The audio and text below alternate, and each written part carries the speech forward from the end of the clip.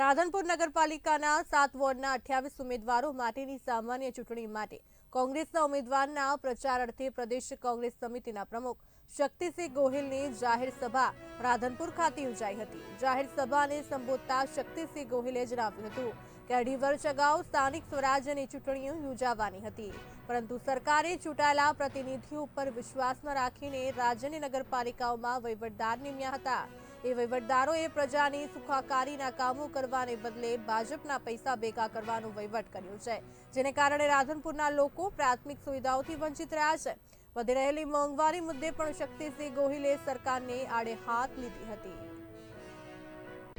લોકશાહીમાં આખરે જનતા જનાર્દન મહાન છે। સત્તા આપે પણ અને સત્તા પરથી દૂર પણ કરે, આ જનતા જનાર્દનનો નિર્ણય હોય છે। દિલ્હીના પરિણામો એ અમારા માટે કોઈ ઉત્સાહજનક નથી, પરંતુ દરેક ચૂંટણી એ કંઈ ના કંઈ સંદેશ બોધપાઠ પણ આપતી હોય છે। આમ આદમી પાર્ટીએ સૌથી પહેલાં દિલ્હીમાં જાહેરાત કરી કે અમે કોંગ્રેસ સાથે ગઠબંધન નહીં કરીએ। હરિયાણાની ચૂંટણીમાં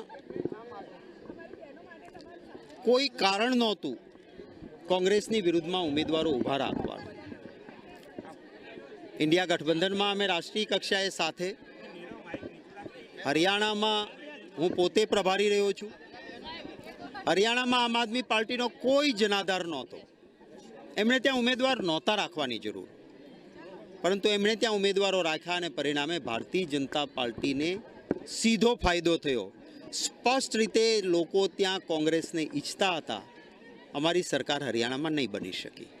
આપ સૌ જાણો છો કે ગુજરાતમાં કોઈ સંગઠન જનાધાર નહીં હોવા છતાં આમ આદમી પાર્ટીએ ગુજરાતમાં કોંગ્રેસના જ આગેવાનોને તોડવાના, ફોડવાના, ભાજપનાને નહીં લેવાના અને છેલ્લી વિધાનસભાની ચૂંટણીમાં કોંગ્રેસની વિરુદ્ધ ખૂબ પ્રચાર કરીને ચૂંટણી લડ્યા।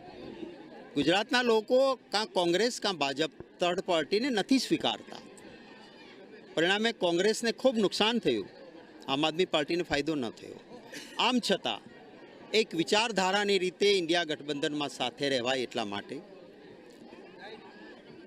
સમગ્ર દેશમાં પણ મોટું મન રાખીને ગુજરાતમાં ભરૂચ કે ભાવનગર, મારો પોતાનો જિલ્લો અથવા ભરૂચ, જ્યાં અમારા કાર્યકર્તાઓની ખૂબ લાગણી છતાં એક વૈચારિક રીતે સાથે રહેવા માટે મોટું મન રાખીને એ સીટો પણ અમે લોકસભામાં છોડી હતી। હું આશા રાખું છું કે આવતા દિવસોમાં ગંભીરતાથી એ નેતાઓ પણ આ વાત વિચારશે।